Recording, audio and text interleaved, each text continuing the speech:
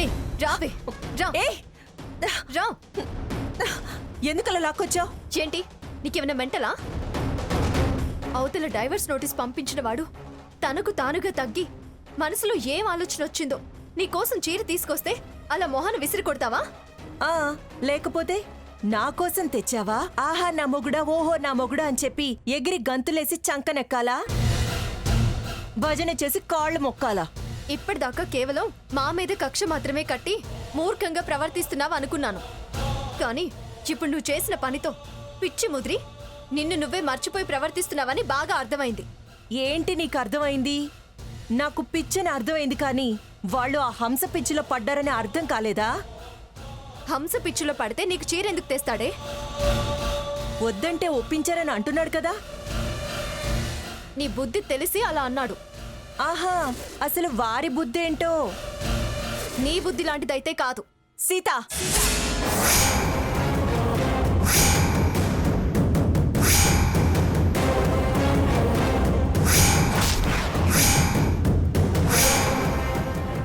ఏంటే అలా అరుస్తున్నావు? ఆవేశం ఆలోచనల్ని చంపేస్తుంది అంటారు. అవతలి వాళ్ళ పనులే ఆవేశం తెప్పిస్తాయి. ఇప్పుడు సాకేత్ ఏం చేశాడనే నీకు ఆవేశం? చీరివ్వడం ఆవేశం తెప్పించే పనా? చీరివ్వగానే చేసిన పనులన్నీ మాఫీ అయిపోతాయా? దాంతో తిరిగింది అబద్ధం అవుతుందా? ఆయన గారి మోజు అబద్ధం అవుతుందా? ఆ చీర నా మొహాన కొట్టి నేను వాళ్ళ వంక చూడకుండా వాళ్ళ వ్యవహారాలకి అడ్డుపడకుండా చెయ్యాలని చూస్తున్నాడు. ఏయ్ ఏయ్, అందుకే అన్నీ మర్చిపోయావు, నిన్ను నువ్వే మర్చిపోయావు అని కూడా అంది. ఏం మర్చిపోయాను? ఎందుకు దెప్పి పొడుస్తున్నావు? రేపు తారీఖేంటే? ఏ తారీఖైతే ఏంటి? అసలు పిచ్చి మొద్దు, రేపు నీ పెళ్లి రోజు.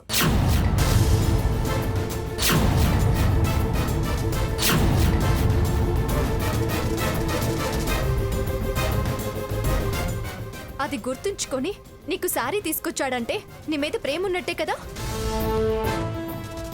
నువ్వు వద్దన్నా, నిన్ను వద్దనుకున్నా, నీ పెళ్లి రోజని నీకు గిఫ్ట్గా తీసుకొస్తే దాన్ని విసిరి పారేసి అవమానిస్తావా?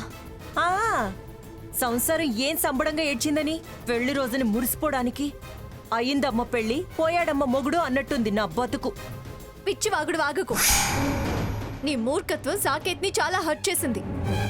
చీర విసిరితేనే హర్ట్ అయ్యాడే, నా గుండెలు చీరాడు. అవన్నీ మర్చిపోయి శారీ తీసుకొని సారీ రా మొగుడా అనాలా? ఇలా ఎడ్డామంటే తెడ్డామనే ఇక్కడి దాకా తీసుకొచ్చావు. నువ్వుగా మారకపోతే నిన్న భగవంతుడు కూడా మార్చలేడే. మారి దేహి అని మోకాళ్ల మీద వంగి నమస్కారం పెట్టాల్సిన అవసరం నాకు లేదు.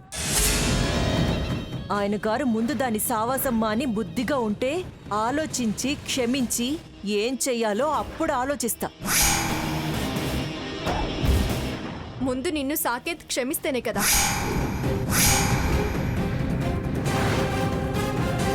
అతని మార్పుని మనసుని అర్థం చేసుకుంటే వచ్చిన అవకాశాన్ని అందిపుచ్చుకుంటే బాగుపడతాం. అమ్మా, అలాంటి వాళ్ళది నిజమైన ప్రేమ కాదు, అది వ్యామోహం. ఎగ్జాక్ట్లీ చిన్నత్త, నిజంగా ప్రేమించుకున్న వాళ్ళు అలా చేయరు. ఎంత మనసు విరిగిపోతే కన్న కూతుర్ని పట్టుకొని మా దృష్టిలో చచ్చిపోయా ఉంటుందా తల్లి? అది సరే అమ్మా, తన కూతురుతో తన మాట అనేటప్పుడు ఆమె మాటల్లో వ్యథ, కళ్ళల్లో బాధ గమనించావమ్మా? పెద్దబాబుకు బర్త్డే విషెస్ చెప్పు కూడా వెళ్ళాం కదా. ఊరికే ఎలా కాలిపోతుంది? మంట పెడితేనో పడితేనో తగలబడుతుంది.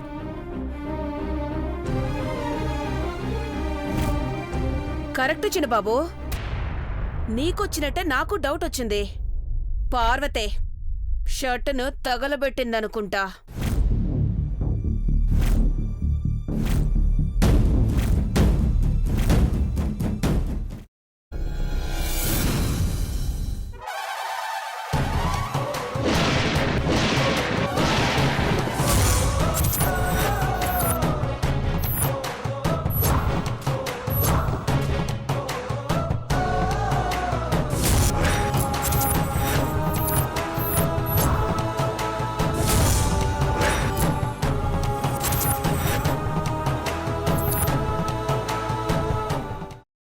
కున్న తర్వాత పొట్టు తీసేసి చాప్ చేసి పక్కన పెట్టుకోవాలి.